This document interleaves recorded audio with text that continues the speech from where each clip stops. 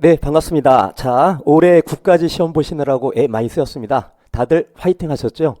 예, 항상 시험이 끝나면 아쉬움의 연속입니다. 단지 우리에게는 다시 한번 시험 봤던 걸 다시 한번 확인해 보고 피드백을 반드시 하셔야죠. 왜? 앞으로 다시 또 결승전까지 다시 또 시작하는 또 준비가 될 것이기 때문에. 자, 오늘 이 시간에는 2025년도 올해 거, 자, 그 국가직의 임업직 중에서 우리가 임업직 중에서 조림 부분을 여기서 설명을 하려고 합니다. 자, 그럼 조림이라고 하는 그 부분에서 우리가 할 텐데 이번에 시험 끝나고 누구보다도 빨리 이렇게 그 문제에 대한 풀이를 우리 수험생들에게 알려주고 싶었습니다. 자, 이번에 시험의 특징이 좀 있었어요. 자, 시험을 보고 다 어떨까 다 이렇게 채점도 하고 하셨을 것 같은데 자, 그 과정에서 뭘 느끼셨나요? 예. 제가 평상시에도 강의하면서 얘기했던 것처럼 그렇게 난이도가 많이 높은 것이 아닌데 일반적인 시사적인 상식적인 부분이라든지 이런 부분이 좀 더 추가돼서 나오게 될 것이고 그 다음에 또 교재에서 다루지 않았던 부분도 조금씩 나오는데 그게 난이도 있는 것이라기보다 일반적 상식적인 선에서 해결할 수 있는 그런 문제도 많이 있다라고 느낄 수가 있어요. 특히 조림 부분은 오늘 설명할 부분은 문제가 어때서 쓰냐면 임업 경영에 비해서 훨씬 더 좀 더 까다롭게 느껴질 수 있는 그런 문제가 아니었나 이렇게 생각이 됩니다. 자, 하나하나 확인해 보는 작업을 한번 가져보도록 한번 해볼게요. 자, 일단은 출제가 20문제가 나왔기 때문에 20문제에서 소개가 되게 되면 이제 큰 뭉퉁거리로 이렇게 좀 나눠놨죠. 일단 조림 인분의 가장 기초가 되는 부분이 한 문제인데 이건 한 문제라고 하는 의미라기보다 조금 더 큰 어때? 그 광범위하게 앞으로 펼쳐나가기 위한 어떤 시험의 문제였다고 보시면 되는데 자, 그렇게 어렵지 않게 출제된 것이고 자, 그다음에 수목의 이해에서 한 문제가 나왔고요. 그다음 산림 환경에 두 문제가 나왔고 여지없이 이번에도 많이 나왔던 게 산림 생태 부분에서 네 문제가 나왔어요. 자, 그리고 임업 종자가 두 문제가 나왔고 이번에 유독 독특하게도 임업 육종이 한 문제도 문제가 나오지 않았다는 게 좀 더 특수성이 좀 있네요. 자, 그리고 묘목 양성에 세 문제 나오고 자, 그다음에 묘목 식재와 숯가꾸기가 두 문제가 나오고 그다음 작업종이 네 문제 그 다음에 주요 수종에도 한 문제 나오지 않았고 특히 또 이번에 또 자, 수목에 학명조차도 이번에 시험 문제 내지 않았죠. 그러니까 이번에 좀 문제를 좀 변화를 주면서 조금 더 어렵게 부담을 가졌던 부분을 좀 더 배제하고 새롭게 추가하려고 하는 문제가 드러나갔다라고 하는 걸 볼 수가 있겠고 산림보호에서 한 문제가 나와서 여지없이 굉장히 중요한 부분이 어디냐면 산림 생태하고 자, 그 다음에 중요한 것이 바로 묘목 그 다음에 우리 숯가꾸기에 관련된 것, 그다음 작업종 이 부분이라고 볼 수가 있겠죠. 여기에 맞춰서 이렇게 하고 있어서 전반적으로 한 두 문제 정도가 좀 까다롭게 느껴졌을 것이고, 자, 그러고 난 다음에 우리 교재에서 많이 보지 않았던 문제가 그 중에 하나가 나왔을 거고, 나머지는 좀 더 수월하게 풀지 않았을까 생각이 됩니다. 자, 그러면 준비하시고 하나하나씩 이렇게 파나가는데 제가 지금 설명하는 것은요, 문제를 단순히 풀이하는 것이 아니라 이 문제가 어떻게 나왔는지에 대한 문제 분석이라 이렇게 생각해 보시고 같이 확인해 보시면 될 것 같고 자세한 풀이 과정을 제가 같이 탑재를 해놨거든요. 제가 꼼꼼히 제가 이게 설명을 제가 서술해서 제가 가르쳤던 그 유의물에서 발췌가지고 다 집어넣기 때문에 자 그렇게 같이 탑재됐던 그 보조 그 교구제를 활용하시면 되겠습니다. 자, 한 문제씩 한번 하나하나 확인해 볼 수 있도록 하겠습니다. 자, 시험장의 그 마음에 리얼한 마음으로 같이 한번 가져가 보시기를 당부드리겠습니다. 자, 1번 문제입니다. 자, 1번 문제는 열대우림의 특징으로 옳지 않은 걸 찾으라고 얘기했어요. 자, 열대우림이 나왔다라고 하는 거죠. 그럼 열대우림이다라고 하면 가장 여러 가지 특징들이 있었었는데 일단 답이 몇 번이냐면 4번이었어요. 자, 유기물의 분해 속도가 빨라. 왜? 온도가 높기 때문에. 자, 그런데 맞아요. 이거는 옳지 않은 거에 여기까지 맞았어요. 항상 우리가 옳지 않은 것하고 문제가 나올 때 어떤 식으로 출제가 되냐면 문장에 뭐뭐하고 뭐뭐해 두 가지 요건이 나와. 두 가지 요건이 나오는데 앞에 있는 요건은 맞을 수 있고 뒤에 있는 요건이 틀린 경우가 많이 나와요. 그럼 우리는 어때요? 승질 급한 수험생들은 뒤에 앞에 건 맞는 거 뒤에 보지 않고 쭉 넘어가는 경우가 있는데 자, 이거 꼼꼼히 보셔야 돼요. 자, 속도는 빠르고 토양의 비옥도가 어떨까? 자, 높은 게 아니라 낮다라고 생각해야 돼. 왜 그런 걸까? 자, 분해 속도가 빨라서 비옥해진 건 맞아. 그만큼 어떻게 되는 걸까요? 이것이 다 어떻게 되냐? 온도가 높기 때문에 다 어떻게 다 이것이 산화돼서 이게 나가는 과정이 되겠죠. 여기에 가장 대표적인 우림의 특징이 바로 뭐냐면 이것이 라테라이트가 되는 거죠. 이 라테라이트는 열대 우림에서 만들어지는 것이고 여기와 전혀 반대적 개념. 다시 말하면 한랭 수뷴 지역의 침엽수림에서 만들어지는 그런 점토화 과정 뭐였죠? 이거 기억하고 계셔야 되는데 그게 바로 뭐냐면 포도졸이었어요. 우리나라에 관련된 도약이 바로 포도졸입니다. 자, 그래 그런 특징에서 우리가 답이 4번이다 이렇게 생각할 수가 있습니다. 자, 1번 많은 강우량이 지속되고 연중 고온으로 순 생산량이 높다. 자, 상관은 단조로나 종다연성이 매우 높다라고 매우 높다 종다연성이 그러니까 다양하니까 우리 봐봐요 주라기 공원이나 이런 거 아니면 아프리카라든지 다 열대를 상징으로 이렇게 하고 있다라고 한다면 얼마나 많은 생명체가 있는지 알 수가 있겠죠. 세 번째 만경식물 다시 말 덩굴성 얘기하고 착생식물의 비율이 높은 것이 열대 우림의 특징이다. 1번은 사실은 보너스 문제 이렇게 보셔도 될 텐데 자 보너스라고 하니까 틀리신 분은 기분이 안 좋을 수 있겠는데요. 기본이 안 좋은 게 아니라 이건 기본적인 부분에 앞으로 틀리지 않도록 하셔야 되는 거죠. 왜? 우리에게는 지금 이제 지방직이 남아있기 때문에 그런 거죠.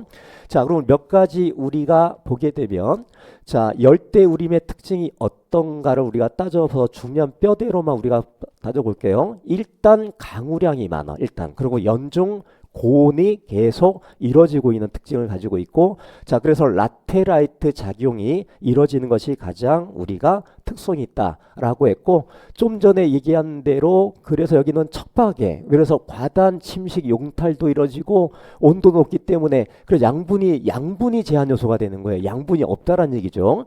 자 그다음에 극도로 높은 종 다양성을 보이고 유기물의 분해 속도가 그냥 빠른 게 아니라 상당히 빠른 그런 특징을 보이고 있는 것이 바로 열대우림이다. 자, 정답은 4번이었습니다. 자, 2번으로 가볼게요. 2번 문제도 사실은 어떤 문제냐면 거저 주려고 노력했었던 그런 문제가 되겠죠. 자, 숲의 종류에 대한 설명으로 옳지 않은 것이 어떤 것인가 라고 해서 자, 숲에서 우리가 가장 대표적인 게 혼요림과 순림의 어떤 차이가 바로 뭘까 이런 얘기라든지 아니면 교림에 관련된 거 교림은 높을 고자 고림 이거와 같은 개념인 거잖아요. 이런 측면에서 몇 가지를 우리가 얘기하고 있는 겁니다. 자, 옳지 않은 것은 답은 몇 번이냐면 2번이 답이 되는 거죠. 자, 순림은 보호관리의 보호관리에 많은 경미가 소요되어 경제성이 낮다라고 했는데 일단 순림이 따져보고 우리가 가만히 따져봐 공장에서 뭔가를 만들어 나갈 때도 생각해 볼 텐데 한 가지 제품을 많은 양을 하는 거와 여러 가지 제품을 소량 생산하는 거와 어떤 게 더 번거롭겠냐고요. 자, 많은 제품을 소량 생산하는 게 더 번거로운 거 아니겠어요? 그러니까 우리가 똑같은 걸 제작 주문에 들어가도 적은 양은 금액이 어떨까? 하나당 가격은 더 들어갈 수밖에 없는 거지. 자, 똑같은 개념이에요. 우리가 혼요된 거와 순림을 보게 되면 순림의 가장 큰 장점은 바로 뭐냐면 작업 경영이 간편해. 그러니까 경제적으로 유리한 경우를 많이 가지고 있겠지. 그러니까 우리가 보게 되면 이렇게 우리가 어떻게 보면 같은 개념으로 우리가 동력림이나 이런 부분이 이렇게 되게 되면 자 이런 부분에서도 보게 되면 굉장히 간편한 그런 형태를 볼 수가 있겠다라고 하는 걸 우리가 얘기할 수가 있겠죠. 단지 어떤 부분이 있냐면 혼요되는 것이 바로 어떤 개념이 있는 거냐면 각종 우리가 볼 때 pI에 대한 저항력이 더 큰 게 혼요가 되겠죠. 왜? 다양하게 얽히 설켜 있기 때문에 그런 게 되는 거겠죠. 자, 그 다음에 교림은 높은 고자 쓰는 거 종자에서 발생한 치수가 기원이 되는 거다. 맞는 것이고 그다음 동력림은 세 번째 흉고직경 급별 본수가 정규 분포를 그린다. 그러니까 우리가 잘 알고 있는 그림 오랜만에 그림을 그리네요. 자, 이쪽이 바로 이게 직경을 얘기하고 있고 있고 여기가 본수를 얘기하고 있다라고 하면 어떤 형태가 되냐면 이렇게 정규 분포 곡선을 그리고 있는 걸 얘기하고 있죠. 이게 동령님이 될 것이고 일령님은 우리가 잘 알고 있는 것처럼 어떤 식으로 되게 되냐면 일령님이라고 하는 것이 역제장을 보이고 있다. 가장 기본적인 개념에서의 설명을 하고 있는 그런 부분이라고 우리가 확인할 수가 있습니다. 자, 그 다음에 침엽수림은 수목의 길이가 굵고 재질이 좋아 목재 생산. 그러니까 목재 생산의 대표적인 것이 바로 뭐냐면 침엽수림을 얘기하고 있는 거죠. 자, 그래서 2번도 우리가 냉정하게 생각해 볼게요. 난이도가 그렇게 높지 않은 그냥 문제를 답을 주려고 노력했었던 그런 문제라고 생각할 수가 있습니다. 자, 그다음 3번의 문제를 볼게요. 자, 산불이 산림 식생에 미치는 영향에 대한 설명으로 옳지 않는 걸 찾으라고 얘기했습니다. 자, 제가 시험 전에 누누이 얘기했지만 올해 시험 문제 국가직이건 지방직이건 산불은 반드시 나올 거다. 그렇게 얘기했어요. 왜 그렇게 되냐면 이 20문제 한 과목을 우리가 추려서 집어넣게 하기 위해서는 사실 그 문제는 뭐도있냐면 사회적인 것, 다시면 현실적인 부분에서 굉장히 소중하고 중요한 부분들을 집어넣으려고 노력을 많이 하는 경우가 많이 있거든요. 자, 그래서 제가 어떤 얘기도 했었었냐면, 자, 국가직을 대비할 때, 자, 올해 한 2월 달 정도, 3월 달에 자, 산림청의 홈페이지를 들어가 봐라 이렇게 얘기해요. 근데 그 안에 당연히 어떤 얘기가 나왔냐면 산불에 대한 얘기가 이렇게 많이 나왔어요. 여지없이 우리 얼마 전만 하더라도 전국적으로 어때요? 산불이 엄청나게 심각해지고 있죠. 자, 똑같이 얘기하겠습니다. 지방제 6월 달에 볼 지방직에도 산불 문제는 반드시 나올 건다. 제가 장담해 드릴게요. 꼼꼼히 해둘 필요가 있습니다. 자, 설명을 옳지 않은 것이라고 했어요. 자, 답은 바로 뭐냐면 1번. 산불 발생 후에 소생되는 것은 참나무보다 자 소나무가 강한 편이다. 그러면 얼마나 좋아. 우리나라의 소나무림이 계속 없어지고 있는 이유가 바로 뭐냐면 우리 어때 재선충뿐만이 아니라 이 산불에 의한 거 굉장히 많죠. 그러니까 우리가 수관화라고 하잖아요. 그러니까 수관을 펼쳐서 타고 들어 굉장히 큰 피해를 받는 게 소나무가 되고, 자 소나무는 어떻게 되냐면 소나무는 어떨까 우리가 굉장히 어때 산불 이후에 우리가 약한 편이 되는 거죠. 그러니까 누가 그걸 다시 잠식하고 넘어가는 거냐면 참나무가 되겠지. 그러니까 소생력은 소나무보다 참나무류가 강한 편이기 때문에 자 1번은 요것이 답이 될 수 있겠다라고 하는 걸 얘기할 수가 있겠죠. 자, 그리고 우리가 소나무는 우리가 대부분 지표화해서 지표본에 일어나는 것이 다 고사가 되고, 자 가장 산불에 약한 것이 소나무다. 그러니까 우리나라의 가장 큰 위기, 그 다음에 전국적으로 이제 건조하기 때문에 굉장히 큰 위기가 봄에 많이 맞이하고 있죠. 올해는 너무도 안타깝습니다. 너무나 많은 안타까운 인명이 사망에 이르게 되고 피해가 무지막지하고, 그러니까 제가 알고 있는 지인들도 보면 산불에 이번에 피해자가 많이 있거든요. 앞으로 상당히 이것이 우리가 앞으로 조림해서 어떤 계획을 또 할 건지 굉장히 단단하게 진단해 줘야 될 그런 부분 중에 하나가 된다라고 하는 걸 얘기할 수가 있겠습니다.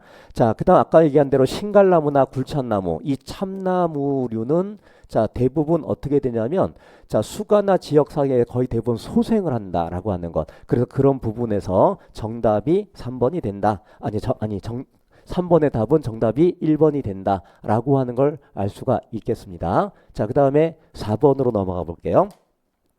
자, 삽목에 대한 얘기가 나왔고, 자, 유독 삽목 전목이 매년 시험 문제가 나오고 있다라고 하는 거죠. 자, 이거는 여지없이 그대로 진행이 될 거라고 봐요. 자, 저도 그 공직에 있을 때 시험 볼 때 그때도 나왔던 문제입니다. 그때가 이거도. 자, 똑같은 개념에서 이 문제는 그 전에도 제가 봤던 문제 똑같은 문제 거의 비슷한 문제들이에요. 자, 이때 옳은 건 바로 뭘까? 수목의 가지, 뿌리, 잎, 눈의 일부를 완전한 개체로 발달시키는 방법이다. 4번 문제는 굉장히 땡큐야. 왜 땡큐가 되냐면 삽목에 대해서 가장 일반적인 거에 어때요? 맞는 거를 1번으로 바로 고를 수 있어. 그럼 이게 왜 땡큐가 되느냐? 답도 정확히 맞출 수 있겠고, 두 번째 문제를 풀어내는 시간도 압축할 수 있잖아. 바로 나올 수가 있기 때문에. 그래 땡큐가 되겠죠. 자, 제가 한 가지만 제안해 드리면 일단 우리가 이렇게 시험을 볼 때 뭐부터 푸는 게 좋겠느냐? 먼저 영어나 이 우리가 이런 과목을 먼저 선택하지 말고 주요 과목을 먼저 풀지 말고 제가 조심스럽게 제안하고 싶은 것은 우리의 전공 영역 답이 확실하게 떨어지는 것을 먼저 푸는 것도 하나의 방법이에요. 안 그러면 이제 시간에 쫓겨가지고 쉬운 문제도 막 밀려서 이렇게 할 수도 있기 때문에 꼭 명심하시기 바랍니다. 이제 점점 어떻게 되고 있는 추세냐면 국어 문제가 쉬워지고 있고요. 자, 그 다음에 상대적으로 영어도 난이도가 수월해지고 있는 편이잖아요. 상대로 이제 합격의 키워드를 잡고 있는 게 우리의 전공 과목 영역이다라고 하는 거죠. 근데 전공 과목의 영역은 딱딱딱 끊어지는 문제가 많아요. 그러니까 그런 측면에서 먼저 풀어보도록 하고 문제를 정확히 빨리 풀어내는 능력이 굉장히 중요하다라고 하는 겁니다. 자, 그래서 그 다음에 답 1번이 되고 2번과 3번은 발근이 어려운 거와 발근이 용이한 거를 뒤집어 놓은 거예요. 자, 소나무나 상수리나무, 팽나무는 발근이 어려운 거. 특히 소나무는 발근이 가장 어려운 나무 중에 하나입니다. 소나무가 나올 때마다 정확히 이거를 판단하고 정확히 기억하고 있으라고 얘기했어요. 그죠? 아카시아 포플러 돈백나무 이건 발근이 용이한 수종으로 바뀌어놨다라고 하는 겁니다. 4번 볼게요. 자, 줄기 삽수의 기극이다. 자, 그러면 이것을 우리가 모른다 하더라도 우리 생각 한번 해봐봐요. 기극이라고 하죠. 우리가 삽수라고 하는 삽목을 한단 말이에요. 삽목하면 어떤 형태가 되냐면 이렇게 바닥이 이렇게 사선으로 자르고 그 다음에 위에 뭔가 이렇게 돼 있어 이런 상태가 될 거잖아요. 그럼 이거 다 땅에다 꽂았다고 생각해봐. 너무나 당연한 거죠. 이게 삽수라고 한다면 삽수의 아래쪽을 뭐라고 할까? 그걸 우리가 뭐라고 해? 그걸 우리가 기극이라고 한다. 기부지 기부. 우리가 예를 들면 이런 거죠. 역사 시간에 배울 때도 무슨 3층 석탑할 때 3층일 때 먼저 기단을 세워. 그 다음 위에 하나, 둘, 셋 이렇게 탑을 쌓는 거잖아. 이게 그럼 이게 몇 층이 되냐? 한 층, 두 층, 4층. 이게 기단 부분이 되는 거지. 이게 바로 이렇게 됐을 때. 여기는 기판이지 여기가 탑의 1층이 아니란 말이야. 여기. 이쪽을 우리가 기단이라고 하듯이 여기를 우리가 기극이라고 한다라고 하는 걸 얘기하고 있는 거죠. 그러니까 끝을 뭐라고 하느냐? 여기 이 끝을 우리가 초극이라고 그래.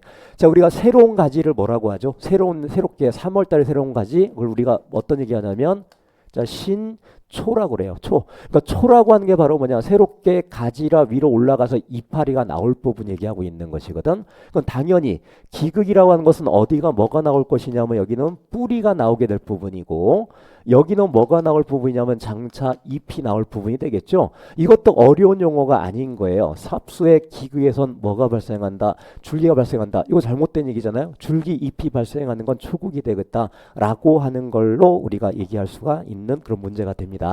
자, 그 다음에 5번 볼게요. 자, 계속해서 우리가 무성 번식에 대한 거, 삽목에 대한 여기가 문제가 쭉 스트레이트로 나오고 있네요, 지금. 자, 무성 번식에 대한 설명으로 옳은 것이 어떤 것이냐를 이렇게 묻고 있어요. 자, 그럼 무성 번식에 의한 거라고 한다면 무성 번식의 반대가 바로 뭘까? 유성 번식이죠. 사람으로 따지면 정자와 난자가 만나서 우리가 인간이 만들어지는 거지. 인간은 사실은 무성 번식할 수 있는 게 아니잖아요. 인류 최초의 무성 번식이 누구냐면 예수님이라고 봐야 되겠지. 그죠? 이 예수님은 반은 인간이고 반은 신이 되니까 가능했던 거죠. 자, 그런 측면에서 우리가 따져보게 되면 식물이나 수목에서의 무성 번식은 얼마나 많이 활용하고 있는 거예요. 그 측면에서. 자, 그렇게 우리가 보게 되면 이 문제는 어떻게 나올 거냐면 나머지 세 개는 유성 번식에 대한 언저리에 대한 설명이 나올 것이고 하나는 무성 번식에 대한 기본의 설명이 나올 건데 여기에 옳은 것은 바로 뭐냐면 4번이 되는 거예요. 자, 하나의 모체에서 자, 줄기가 있어서 쭉 그걸 끊었다. 얘는 삽수가 될 거면 그 줄기는 모체가 되겠죠. 어미 모자 써가지고 여기에 번식된 개체들은 동일한 유전 정보를 갖는다. 자, 그래서 우리가 무성 번식의 가장 큰 장점은 바로 뭐냐면 자, 일단은 일단 큰 특징은 어떨까? 생육이 더 빠르지. 종자 발화된 것보다. 두 번째 가장 큰 건 바로 뭐냐면 모체가 가지고 있는 유전적 형질을 100% 그대로 지니게 된다는 사실이죠. 근데 이게 실생 번식을 하잖아요. 실생 번식하게 되면 100%를 따라가지 않지 우리가 잘 알고 있는 멘델의 유전 법칙에 따라서 그죠? 그걸 따라가기 때문에 그렇다라고 하는 거죠. 그러한 측면에서 우리가 생각을 할 수가 있겠다라고 하는 측면을 우리가 볼 수가 있겠죠.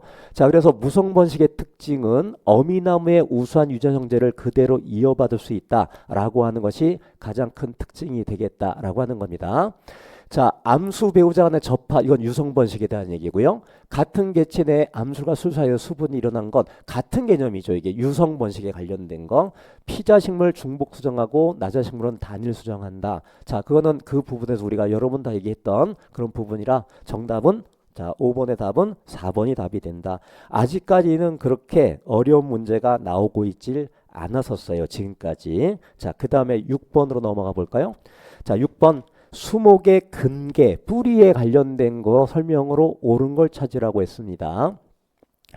자, 정답은 어떤 것이냐면, 자, 이건 뭐에 관련된 거냐면, 자, 1번의 보기는 신근성이다. 신근성의 반대가 뭘까요? 그렇죠. 천근성이다. 라고 하는 두 가지 특징들 얘기하고 있는데, 자, 우리가 대표적으로 나구송과 자작나무는, 참 자작나무 참 전 개인적으로 좋아하거든요.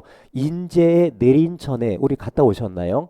거기에 자작나무 숲이 워낙 유명하고 우리가 카렌다에 나오는 사진으로만 봐도 참 웅장하죠. 색깔이 하얀 표피를 가지고 있어서 자 거기 있는 표피를 가지고 우리가 어떨까 자일리톨 껌을 만든다는 거 알고 계신가요? 자 이렇게 만드는 굉장히 어떨까 굉장히 보기도 굉장히 좋은 겨울에도 아름답고 눈 내릴 때도 좋고 언제든 좋더라고요. 단지 시간이 없어서 못 가볼 뿐이죠.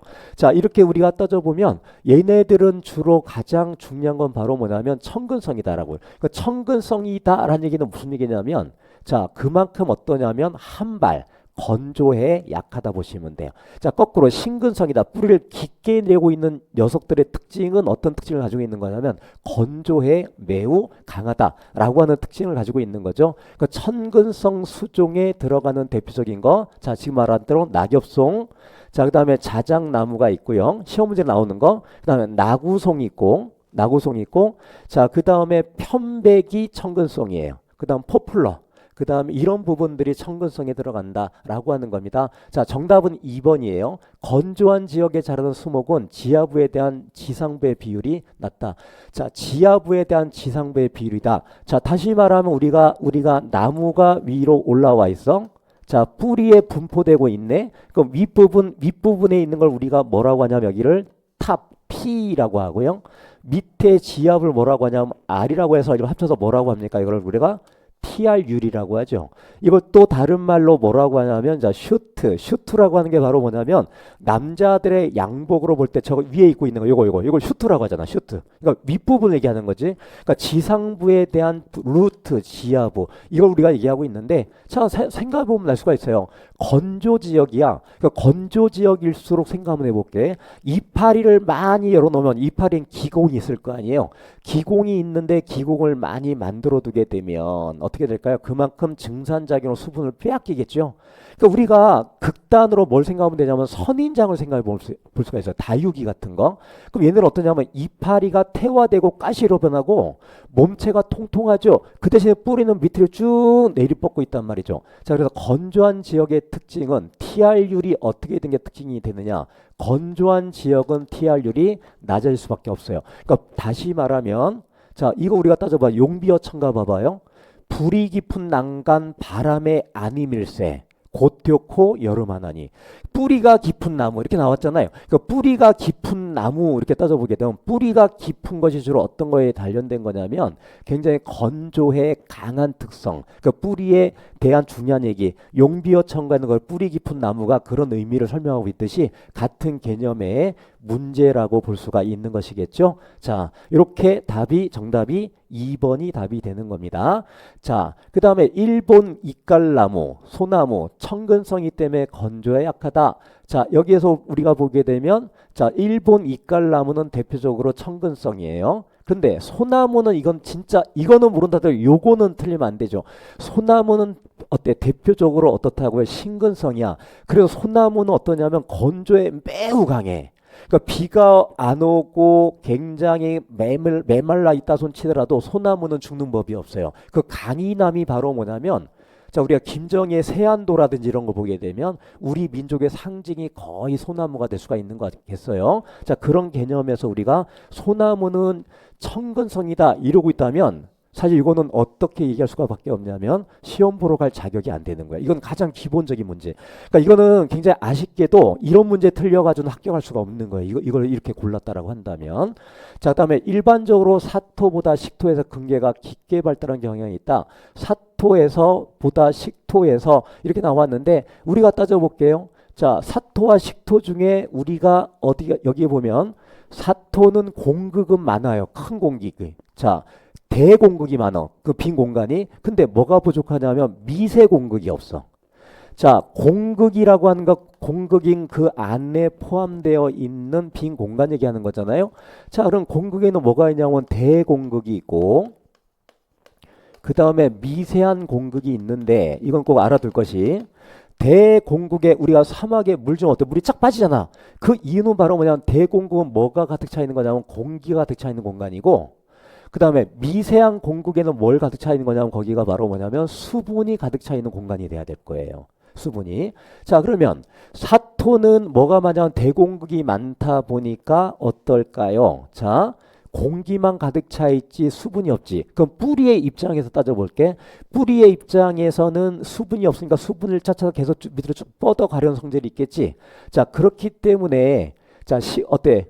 그 식토보다 사토에서 근계가 깊게 발달한 경향이 많다. 왜 그럴까? 물 찾아 산만리야. 엄마 찾아 산만리가 아니라 물 찾아 산만리. 이런 특징을 가지고 있는 그런 부분을 설명하고 있는 겁니다. 자, 정리됐나요? 항상 문제는요. 우리가 9급으로 나오는 문제의 특징을 보면 그렇게 우리가 까다롭게 느껴지는 문제를 먼저 공부하는 것이 아니라 기본적인 개념을 우리가 확인하는데 그것마저도 어떻게 하는 게 좋겠는가? 항상 주위의 상황과 연결셔서 단순하고 쉽게 생각하는 것이 굉장히 도움이 된다라는 말씀을 드리고 싶습니다. 자, 7번째 뭐가 나왔냐면 모수림에 관련된 모수림 작업에 대해서 나왔어요. 자, 모수, 어미모자, 나무수자 이렇게 돼 있다는 얘기죠. 모수의 작업을 우리가 얘기하고 있는 그런 부분을 얘기하고 있는 겁니다. 옳지 않은 것이 바로 뭘까? 벌채가 까다롭고 어린 나무에 손상을 준다. 이거는 뭐에 관련된 거냐면 가장 대표적인 게 우리가 어때? 모두 한 번에 베는 걸 개벌이라고 하잖아요. 개벌과 우리가 말한 이 모수와 그다음 가장 끝에 있는 택벌이 있다라고 한다면 이거는 택벌에 대한 설명이라고 봐야 되겠지. 어린 나무. 그러니까 택벌은 골라배기 얘기하는 것이니까. 그렇죠? 그러니까 거기에 대해서 절충한 반이 바로 뭐냐면 모수 작업이라고 봐야 되겠지. 자, 그런 측면에서 답이 3번이 답이 된다라고 하는 겁니다. 자, 모수 작업의 장점을 빠른 속도로 볼까요? 자, 일단 경비가 절약이 되는 거겠지. 뭐에 비해서? 택벌에 비해서 집중이 되니까 그 얘기를 하고 있는 겁니다. 자, 그다음 개벌 작업보다 개벌 한 번에 베는 것보다 우리가 더 신생인분의 종적분은 더 잘 조절하지. 왜? 개벌 작업의 폐를 조금 더 보완하기 위해서 모수를 만들게 된 거니까요. 그죠? 근데 단점이 있어. 여기도 어떻게 될 건가? 개벌처럼 어떻게 될까? 노출이 되는 거지. 노출이 됐다는 것은 어떤 얘기를 하고 있는 것일까? 노출이 됐다는 얘기는 그만큼 어떨까? 산사태라든지 어떨까? 우리가 폭우에 대한 부분이라든지 여기에 상당히 어때? 취약할 수가 있겠다는 얘기죠.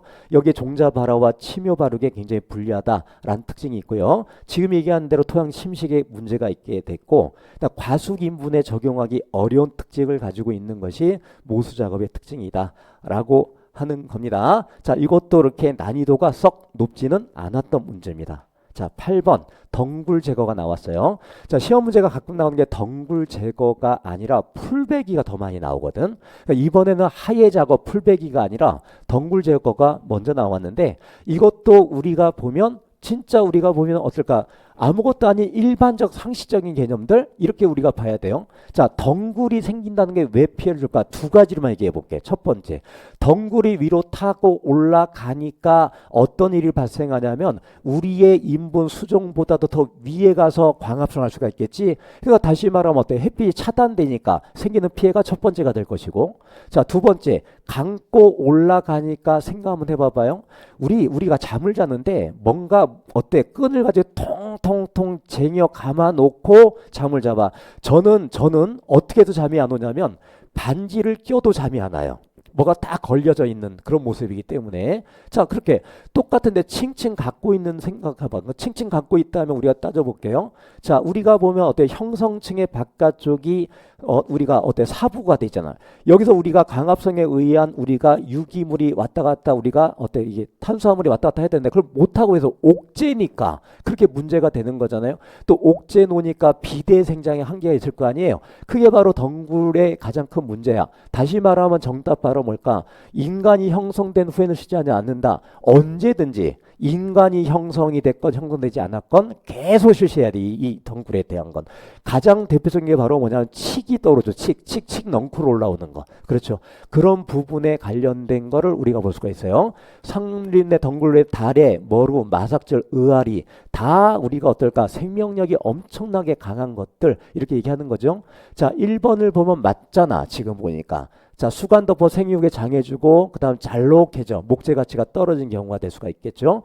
자 그래서 이거를 어떻게 할 수가 있느냐. 칙의 경우는 우리가 어떨까 약재를 주입해서 이렇게 우리가 해결해 나가는 그런 방법들이 존재하지. 자 그래서 그때 사용하는 약재들이 어떤 거에서 썼냐면 우리가 피토크람이라고 했던 거 기억나요? K핀이라고 했던 거. 이거를 우리가 보게 되면 아까 그 말이 맞았다라고 알 수가 있겠지. 여기에 문제 올해 특징을 보게 되면 그 전에 비해서 보게 되면 이렇게 피토크람 K핀이라든지 이게 세부적으로 문제가 나올 거를 조금 더 계략적인 문제로 냈던 것이 독특한 특성이다. 이렇게 볼 수도 있다. 근데 여전히 피코크람이라도 이거 K핀에 관련된 거 이거에 대한 문제 우리가 이거 약재 할도법에 관련된 것 등 포함해서 이것은 언제든지 시험 문제 잘 나온다라고 하는 거를 기억하시기 바랍니다. 자 9번입니다. 그 다음에 산림갱신 작업종에 대한 설명으로 옳은 걸 찾으라고 했어요. 자 일단 1번은 교호대상개벌법은 전인분을 몇 개로 나뉘냐면 2개로 나눠 2개로. 다시 또 각조는 또 몇 개로 2개로 나눠. 자 교호대상이 바로 이런 개념이죠. 이렇게 우리가 보면 이렇게 있다면 이걸 먼저 2개로 쪼개 놓는 거지. 이렇게 쪼개. 그러면 하나 둘로 쪼갰잖아. 그럼 각각 쪼개는 걸 더 쪼개는 거야. 이렇게 1, 2로 또 쪼개나 이렇게 쪼개나. 쪼개놓고 난 다음에 어떻게 된 걸까? 여기가 우리가 저기 여기 벌채를 하고 여기도 벌채를 하면 요 옆쪽에서 우리가 어떻게 되는 거냐면 이렇게 이쪽으로 이쪽으로 이게 옮겨가 가지고 이게 갱신이 될 수 있도록 만들어주는 그런 개념이 되는 거잖아요. 이게 바로 이게 어떤 개념이냐면 교호 대상, 교호적이다라고 하는 말의 의미 알겠죠? 그게 단 일반적인 걸로 틀리게 된 것이고. 두 번째, 군상개벌이야. 무리군자를 쓰고 있는 거죠. 자, 무리군자 일부 영역을 이렇게 하는 거야. 그럼 여기는 어떤 지역이 되는 거냐면 지형이 불규칙하고 험준하고 일제성이 없는 동령림에 적용하는 그게 바로 잘 된 게 바로 2번의 형태라고 우리가 볼 수가 있겠죠. 자, 그 다음에 세 번째 3벌 작업의 예비벌은 1회, 그 다음 하종벌은 3회 벌채일 목적을 달성한 것이 바람직하다 라고 했는데 저것도 우리가 따져서 보게 되면 자, 우리가 벌채할 때는 우리가 어떤 형태를 우리가 따져보게 되면 어떤 것이 맞는 거냐면 3벌 작업에 예비벌 1회 또는 여러 번 하고 마지막에 하층벌은 몇 회 한다? 1회를 하는 거예요. 원래 3번 기준 따지죠. 첫 번째 하는 것이 바로 뭐였었냐면 예비벌, 그 다음에 하종벌, 그 다음 어떤 거였어요? 후벌로 하는데 자 우리가 하종벌은 1회를 목적으로 이게 이렇게 잘못된 겁니다. 이게 바로 그렇죠? 그렇게 우리가 기억하고 있으면 될 것 같고 그 다음 보잔모수법, 보잔목법은 우리가 모수림 작업법보다 모수의 수를 더 많이 남겨주는 거죠. 더 적게가 아니라 많이 남겨서 우리가 품질에 대한 재고를 해주는 방법 이런 부분이었던 거죠. 자 이게 문제화 됐던 것입니다. 자 우리가 그래서 요 개념에서 중요한 뼈대는 가장 강조를 했었던 그런 문제 중에서 출제가 됐다라고 보시면 되는 겁니다. 자 그 다음에 10번을 볼까요? 자 올리버는 하고 나왔는데 이거는 사실 우리 교재에서 어떤 교재든지 이 사람에 대한 걸 찾아내기가 쉽지는 않았던 문제. 다시 말하면 이 10번은 어떤 문제 중에 하나였냐면 만점을 주고 싶지 않아서 교재에 있지 않은 다른 걸 냈는데 생각보다 난이도는 높지 않았던 유형이라고 그렇게 보시면 돼. 그래서 여기서 보게 되면 10번 10번에서 아마 거의 대부분 어떨까? 이걸 찍기도 하고 틀리기도 하고 그랬을 가능성이 높아요. 근데 여전히 여기 시험 문제 나와서 이렇게 설명하긴 하겠지만 이 부분에 대한 걸 심도 있게 더 깊이 저는 설명하고 싶지는 않아요. 왜? 앞으로 이것이 더 추가돼서 문제될 가능성은 없기 때문에 항상 보면 20문제 중에 하나의 뭘까 이벤트처럼 정답을 만점을 만들지 않기 위해서 문제 더 집어넣는 문제 중에 하나라고 볼 수가 있겠죠. 자, 올리버는 교란 이후의 살림천이에 대해서 4단계 인분 모델을 제시했는데 그 4단계가 어떻게 되냐면 1단계가 인분 시작, 2단계 수감 배제, 3단계가 하층 재진입, 4단계 노령님 순서대로 나오게 된 거예요. 자, 그럼 여기에서 우리가 첫 번째 인분이 시작이 된 것은 바로 뭐냐면 자, 갱신이 되는 시기를 얘기하고 있는 겁니다. 어떻게 됐기 때문에 지금 살림 교란이 되고 난 다음에 천이가 되고 있는 거니까 갱신하고 발달하는 단계가 바로 인분의 시작이 되겠고 여기 나오는 이제 그 다음에 어떻게 될까? 그 다음에 이제 수간이 울폐되고 그 다음에 치수가 고사하고 그 다음에 우리가 정지된 시기가 그 두 번째 단계예요. 자, 그러면 세 번째가 뭐냐? 하층의 다시 제자죠. 다시 형성이 되는 게 바로 뭐냐면 숲툼이 형성이 되고 풍종갱시 시작되고 이렇게 되는 과정이고 마지막이 이제 바로 뭐냐면 노령님이 되게 될 거니까 이것도 우리가 잘 판단해 봐야 돼. 우리가 보면 1, 2, 3, 4번이 4단계 중에 순서가 이게 바꾸지 않고 나왔구나라는 걸 먼저 느껴야 될 것 같고 그 다음에 이렇게 울패가 되는 시점이 처음도 아니고 마지막에 대한 강조가 아니라고 하는 것을 우리가 알 수가 있겠죠. 그래서 우리가 답을 찾아내려고 하는 그런 부분의 의미도 생각해 볼 수가 있겠다라고 하는 겁니다. 어차피 이거는 바로 수간 배제, 수간 경쟁, 수간 경쟁이라고 나왔고 여기에 울패가 됐고 고사했다, 경지했다. 이게 같은 말이 될 수가 있잖아요. 이게 바로 같은 연결고리에서 그렇게 답을 찾아도 무방한 문제가 됩니다. 그래서 이 10번이 우리가 생각해 볼 때 전혀 뜻밖의 문제다라고 느껴졌을 그런 문제라고 생각이 됩니다. 자, 11번입니다. 11번. 자, 살림천이에 뭐를 얘기하고 있냐면 용어에 대한 얘기를 하고 있는데 이 용어는 생각보다 어렵지 않았던 용어예요. 천이가 되는 것 중에 답은 4번인데 자, 자발적인 천이가 있었고 타발적 천이가 있었어요. 스스로 천이가 되는 게 있고 타에 의해서 그러니까 자발적 천이다라고 하는 건 바로 뭐냐면 기존 식물상에 있어서 우리가 환경 형성 작용 자체가 다른 식물종을 불러들이는 원인이 된 현상이 자발적인 것이었고 자, 그다음 우리가 타발적이다라고 하는 것은 어떤 거냐면 내적인 요인이 아니야. 지금 외력에 의한 것, 외부 요인에 의한 것. 당연히 이건 자발이 아니라 뭐가 된 걸까? 타발적인 부분을 우리가 얘기하고 있었던 것이죠. 그죠? 그런 맥락에서 11번의 답은 이렇게 나왔는데 교재에 있는 거대로 똑같이 나왔다고 볼 수가 있는 문제입니다. 자, 12번으로 볼게요. 자, 여기는 바로 뭐냐면 보건에 관련된 용어에 오르냐 라고 하는 거, 옳은 문제가 어떤 것이냐라고 해서 몇 가지 용어 나왔는데 이것도 사실은 용어가 어려운 것처럼 느껴지지만 이것도 일종의 법령집에 나오는 그런 형태가 되겠죠. 워낙 조림의 법령은 광범위해요. 그 법령에 나오는 하나의 형태라고 보면 되는데 그것도 하나하나를 그 말이 가지고 있는 단어가 가지고 있는 그 의미를 같이 판단하고 있으면 쉽게 답이 될 수 있는 그런 문제고 많이 되는 겁니다. 자, 일단 대체, 리플레이스먼트예요. 리플레이스먼트. 자, 그러면 대체라고 하는 말이 모르겠다면 영어로 안에 소개되어 있는 그 영어를 빨리 보는 게 좋아요. 플레이스를 리한다, 대신한다 라고 하는 거죠. 자, 그럼 어때? 현재 상태를 개선하기 위해서 다른 생물체로 어떻게 변화시켜준다. 이게 바로 대체가 되겠지. 1번이 답이 되는 겁니다. 자, 두 번째, 향상이라고 하는 건 바로 뭘까? 향상이라고 하는 것은 우리가 어떤 개념이냐면 하나 이상의 기능을 향상한다. 그러니까 향상과 완화는 분명히 차이점이 있는 개념이니까 뭐를 뛰어 올라가는데 따져보면 이런 겁니다. 내가 이거와 이거의 목표는 분명히 달라요. 나는 합격하겠다와 나는 떨어지지 않았으면 좋겠는데 라는 얘기하면 분명히 차이점이 있는 거예요. 이건 분명히 어떤 목표를 가져야 되냐면 부정적인 목표가 아니고 조금 더 낮은 목표가 아니라 항상 뛰어넘는 어떨까? 자, 그래서 향상과 완화는 같은 의미는 아니에요. 자, 향상은 우리가 하나 이상의 기능을 위로 올리는 거고 완화는 피해를 완화시키는 거니까 그 분명한 의미의 차이가 있다라고 봐야 되겠죠. 그 다음에 개조라고 나오는데 안의 설명은 굉장히 익숙해요. 우리가 이목 경영에서 봤던 것처럼 50년 동안 살림이 없는 지역에 살림을 조성한다. 바로 뭐였어요? 이거 신규 조림에 관련된 얘기였던 거죠. 그죠? 자, 그다음 개조라고 하는 건 바로 뭘까? 한마디로 우리가 환경 피해를 멈추게 하고 생태계를 좋게 하는 행위가 되는 것이요. 자, 복원이란 말은 우리가 잘 알고 있을 거예요. 복원이라고 하는 것은 바로 어떻게 하는 걸까?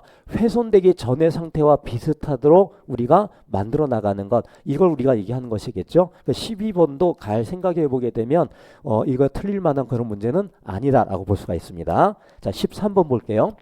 임목종자 발화에 대한 설명, 이제 발화에 관련된 얘기가 나오고 있어요. 옳은 걸 찾으라고 했고 3번의 답은 잣나무 목련은 가을에 파종하면 발화가 촉진된다. 그럼 가을에 파종하면 촉진이 된다 안 된다. 이것도 외우다가 보면 탁 덜컥 잊어버린 일도 있을 수가 있을 거예요. 근데 우리가 볼 때 1번 보면 소나무는 빛이 있을 때보다 없을 때 발화가 촉진된다라고 했어요. 자, 여기서 보면 소나무 빛이 없을 때보다 있을 때 발화가 되는 대표적인 광발화 종자. 자, 무슨 종자? 광발화 종자. 자, 이게 직접적인 용어를 쓰지 않았지만 농업지기엔 굉장히 중요한 용어가 될 수가 있는 거죠. 거기에 햇빛 있을 때 발화되는 게 대표적인 게 바로 뭐냐면 소나무, 그 다음에 전나무, 측백나무, 자작나무. 자, 그리고 주로 어떤 거냐면 장일성 수종 종자. 이런 부분에 이제 이거 우리가 정확히 따져본다면 광발화 종자라고 했던 그런 부분 얘기하고 있는 것이고, 이번에 ABA라고 하는 문제, ABA, 그죠? 아부시스산. 이것은 지베릴린 생산을 촉진한다. 이미 잘못된 거 알 수가 있겠지, 이거는, 그죠? 억제하는, 그죠? 이거는 ABA, 에틸렌, 이건 억제하는 호르몬이기 때문에 잘못된, 이건 기준이니까 이건 틀리면 안 돼요, 이거는. 자, 그 다음에 네 번째 거 보게 되면 박달나무는 상수리 나무보다 발효율과 효율이 높다. 자, 우리가 따져볼게. 상수리 나무를 거의 능가하는 바위를 거의 본 적이 없거든, 우리가. 그러니까 참나무의 수종이 소나무를 침범해 들어가는 그 의미를 생각해 보면 돼요. 소나무는 어떤 특성이 있냐면 소나무와 참나무를 비교를 참 잘해줄 필요가 있어요. 다 우리가 어떨까? 우리가 이 둘을 우리가 보게 되면 우리나라에서 뗄라 뗄 수 없는 수종들인데, 자, 척박한 공간에 소나무가 잘 자라고 있다가 비옥한 공간이 되게 되면 소나무는 어떨까? 화렵색의 양보를 내죠. 어떤 나무에게? 상수리 나무 이쪽이기 때문에. 자, 요거에 관련된 부분도 같이 이렇게 기억하고 계시면 되겠죠. 자, 우리가 답이 3번이다 라고 하는 것을 알 수가 있어요. 자, 14번입니다. 자, 수목의 수분 생리에 대한 설명으로 옳지 않는 것이 어떤 것이냐.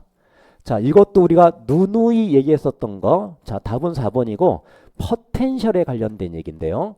자, 우리가 항상 수분 포텐셜 얘기하게 되면 이제 일단은 포텐셜 얘기할 때, 자, 수분에 대한 포텐셜 얘기할 때 가장 중요한 뼈대는 어디에서 어디로 가느냐. 자, 포텐셜이 높은 곳에서 어디로 이동한다? 낮은 곳으로 가게 돼 있는 거예요. 포텐셜을 봤을 때. 그러면 우리가 따져보게 되면 자, 토양이 있고 그 다음에 뿌리가 있고 줄기가 있고 잎이 있고 공기가 있어요.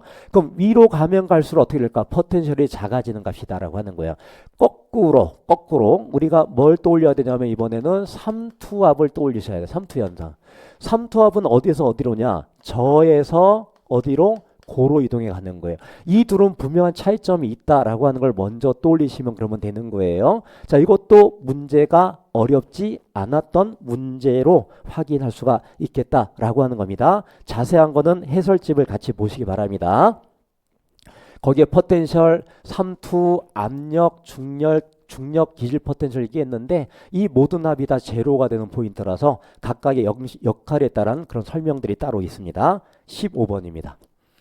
자, 그 다음에 화렵수종의 열매 분류에 대한 설명으로 옳은 것만을 모두 골라라 라고 해서 화렵수종에 대한 거.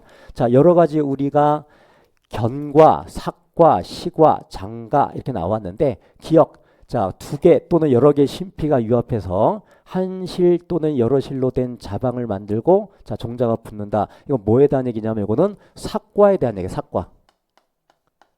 삭과에 대한 얘기죠. 자, 그러면 두 번째 이거 잘못됐다는 얘기죠. 자, 그러면 자, 이게 삭과기 때문에 여기 삭과는 하고 난 거죠. 이것도 이제 틀렸다는 얘기죠. 니은의 같은 경우도. 자, 이거는 뭐에 대한 얘기일까? 과피가 목질 또는 혁질로 돼 있어. 한 개의 종자가 있으나 과피와 종차가 밀착하지 않아 있다. 우리가 뭐 생각하면 되냐면 아몬드 같은 거 견과류 먹는 거 봐봐요. 이거 견과 이게 바로 견과. 견과입니다. 자, 그 다음에 디귿 보면 시과는 과피가 발달하는 날개 시자 이렇게 썼잖아요. 날개 시자. 그러니까 굉장히 쉽게 표현된 거죠. 디귿이 맞는 것이고, 그러니까 장과는 어떤 거 물컹물컹한 거 영어로 뭐예요? 벨이라고 했던 거. 이걸 얘기했는데 안에 과피가 세 개층으로 뚜렷이 나눠진다. 이거는 뭐에 관련된 얘기냐면 핵과 딱딱한 종자를 가지고 있는 핵과에 대한 설명을 얘기하고 있죠. 자, 그래서 우리가 제대로 설명한 것은 1번. 자, 디귿밖에는 맞지 않다라고 하고 우리 본 교재에 이렇게 다양하게 다 설명했던 거에서 문제가 나오고 있어요. 그걸 다시 한번 꼼꼼히 확인해 보시면 되는 겁니다. 자, 그 다음에 16번 볼게요. 묘포 적지 선정. 자, 이거는 올해 문제가 나올 거라고 제가 그 수업 시간에 누누이 얘기했었던 그 중에 하나였던 거죠. 물론 어렵지 않은 문제죠. 자, 설명으로 옳은 것, 일반적으로 토심이 깊고 부식질이 많은 사질 양토가 좋다. 자, 이게 딱 나왔으면 이게 답이 이게 딱 옳은 거 하고 땡큐 1번 땡큐 이렇게 딱 나와야 되는 거잖아요. 이게 바로 그대로 나오면 좋겠다라고 하는 겁니다. 자, 알카리성이 적당한 게 아니라 5.5에서 6.5가 맞다. 이거 잘못된 얘기 하고 있고요. 그 다음에 어때? 10도시면 굉장히 기울기가 심한 거죠. 얼마? 5도시 이상, 5도시 정도의 얕은 구배가 된다. 그 다음에 네 번째, 따뜻한 남쪽 지방은 남향보다 어디가 좋다? 북향이 적합하다. 이거에 관련된 얘기라 어렵지 않았던 문제입니다. 이 부분에 관련된 것도. 자, 다음으로 넘어가 볼게요. 17번 뭐에 대한 얘기냐면 3벌이 나왔는데, 자, 이 3벌도 제가 분명히 3벌이 시험 문제 나올 가능성이 높은 문제라고 얘기를 했고, 이 문제도 우리가 기본적인 성질에서 크게 어떨까? 어렵지 않게 기본적 개념으로 우리가 나왔는데 3벌이 왜 시험 문제 나올 수밖에 없느냐를 따져보게 되면 우리나라에 시행을 많이 했어요? 안 했어요? 안 했던 거예요. 새롭게 도입을 하고자 희망하거나 이런 개념을 좀 더 어떨까 이걸 다시 한번 바라보게 되는 관심을 많이 갖고 있는 부분이기 때문에 이거에 대한 시험 문제가 많이 나올 거라고 얘기했었던 그런 부분에 관련된 것으로 우리가 얘기하고 있는 겁니다. 그럼 여기에서 볼 때 장점을 고르라고 했으니까 단점 내지는 또 다른 분야의 단점, 다른 부분에 어떤 장점이 나오게 될 텐데 여기에 답이 바로 뭐냐면 우리가 자 모두 골라라. 요거 3번이 되겠고 잘못된 게 요건데 천연갱신으로 진행할 때 갱신기간이 길어진다. 갱신기간이 길어지는 게 장점일 수 있을까? 그래서 이건 문제가 굉장히 쉽게 나온 거죠. 뭐냐면 이거는 단점을 얘기하고 있는 거죠. 그렇죠? 그런 측면에서 문제가 어때? 수월하게 출제가 됐다고 얘기할 수가 있는 그런 문제라고 볼 수가 있겠죠. 자, 18번으로 넘어가 보겠습니다. 자, 자연전지는 우리가 말 그대로 자연전지라고 하는 것이 어때? 인위적인 걸 얘기하는 건 아니잖아. 이게 바로. 그렇죠? 인위적인 걸 얘기하고 있는 건 아니잖아요. 설명으로 옳은 걸 찾으라고 했습니다. 자, 볼게. 인분 밀도가 높을수록 자연적으로 고사하는 가지가 어떻게 될까? 가늘어지게 될 것이고 소나무는 한랭 건조한 북부 지역보다 온난 다습한 남부 지역에서 고사지 탄력이 더 빠르다. 2번이 답이 될 겁니다. 자, 그거 이외에 우리가 자연전지에 대한 일반적인 개념들 우리가 기억을 하고 계시면 그러면 되겠죠. 자, 이거는 우리가 의미대로 잘 판단해서 우리가 봐나가시면 어려운 문제가 아니었습니다. 19번 참 좋은 문제죠. 근데 이 19번도 문제가 어떻게 나왔냐면 대학 교재에 나와 있는 조림학에 나와 있는 문제예요. 그걸 활용한 거예요. 그대로 활용이 됐다고 봐야 되겠죠. 여기 회기념과 윤벌기를 구하라라고 했는데 참 좋은 문제입니다. 이것도. 자, 우리가 이렇게 따져본다면 일단 우리가 뭐를 봐야 되냐면 인분의 부조를 인분 A, B, C, D, E 이렇게 카테고리를 골라놨잖아요. 자, 그러고 난 다음에 그 안에 어떻게 되냐면 1년생부터 2년생 쭉 쫓아놓고 마지막이 뭐냐면 30년으로 돼 있어요. 30년으로 돼 있기 때문에 여기서 우리가 뭐를 먼저 판단할 수가 있는 거냐면 자, 윤벌기는 30년생까지 있는 거니까 이 윤벌기가 30년생이 돼서 30이 될 것이고 자, 그 다음에 회기년이 어떻게 된 걸까? 회기년은 어떻게 되냐면 한 인분을 하고 난 다음에 다 끝나면 원 상태로 원래대로 다시 돌아가게 되는 것까지 기간인데 얼마의 기간이 되는 거냐면 다 끊어서 하나, 둘, 셋, 넷, 다섯 개 다 끊어 다시 원 상태로 돌아갈 거 아니에요. 이게 바로 이것이 바로 뭐냐면 회기년이 될 것이니까 자, 인분의 2까지 된 거 봐서 어떨까? 5년이 되겠죠. 그래서 우리가 보면 자, 회기년은 5년이 될 것이고 윤벌기가 30년이 되는 것이 정답이 되겠다. 요것도 뭐 잘 알고 있는 거죠. 어렵지 않게 해결이 가능할 것이라고 봅니다. 자, 그 다음에 20번 문제는 어떤 문제가 되는 걸까? 자, 우리나라 산림 토양에 대한 일반적인 문제가 나왔고요. 옳은 걸 찾으라고 했습니다. 자, 1번 산림 토양은 농경지 토양에 비해서 용적 밀도가 높아요, 낮아요? 용적 밀도야, 밀도. 자, 그러면 우리가 밀도라고 하는 개념 따져보게 되면 자, 산림 토양은 공극이 더 어때? 농경지보다 더 많아. 그러니까 어때? 푹신푹신한 느낌 갖는다고 했잖아. 그러니까 용적 밀도가 더 낮을 수밖에 없는 거죠. 자, 그 다음에 우리 갈색 산림 토양군은 화강암과 사암모재가 아니라 뭘까요? 자, 뭐에 관련된 거냐면 다 화강암도 산성이고 화강암에 관련된 화강편마암이야. 화강편마암. 그리고 우리나라 모재는 바로 산성을 띠고 있는 특성을 가지고 있다라고 하는 얘기를 하고 있는 거죠. 그죠? 자, 그 다음에 세 번째, 토양 내 식물 유효 수분 함량은 사토보다 양토에서 당연히 높을 수밖에 없겠죠. 우리가 토양 교질이 콜로이드라고 하잖아요. 이게 더 많은 쪽이니까. 자, 네 번째, 우리나라는 미숙 토양인데 그게 바로 뭘까? 인셉티졸이었죠. 인셉티졸. 그래서 요것이 잘못된 거고, 알피졸이다라고 하는 거 그 안에 알루미늄과 봐봐 이름이 이게 알루미늄과 뭐가 철 Fe 그 RP 이렇게 얘기하는 거죠. 이게 주성분으로 돼 있진 않아요, 우리나라가. 그래서 답이 여기는 3번이 돼서 여기까지 우리가 추려서 정리를 했는데 한마디로 따져보면 자, 기초에 충실하라 그 말씀을 드리고 싶습니다. 그렇게 우리가 생각보다 어려웠던 난이도가 있었던 그런 문제들이 아니다라고 하는 것이고요. 꼼꼼하게 봐서 어려운 문제를 맞추려고 노력하지 말고 쉬웠던 문제를 조금 더 어떨까 제대로 정확히 정답화한다는 그런 과정이 훨씬 더 중요하다라고 하는 것을 강조하면서 이렇게 우리가 지방직을 준비하고 차후를 준비하는 그런 마음을 다시 한번 다잡아가면서 우리 한번 힘써 봅시다. 아셨죠? 예, 애쓰셨습니다.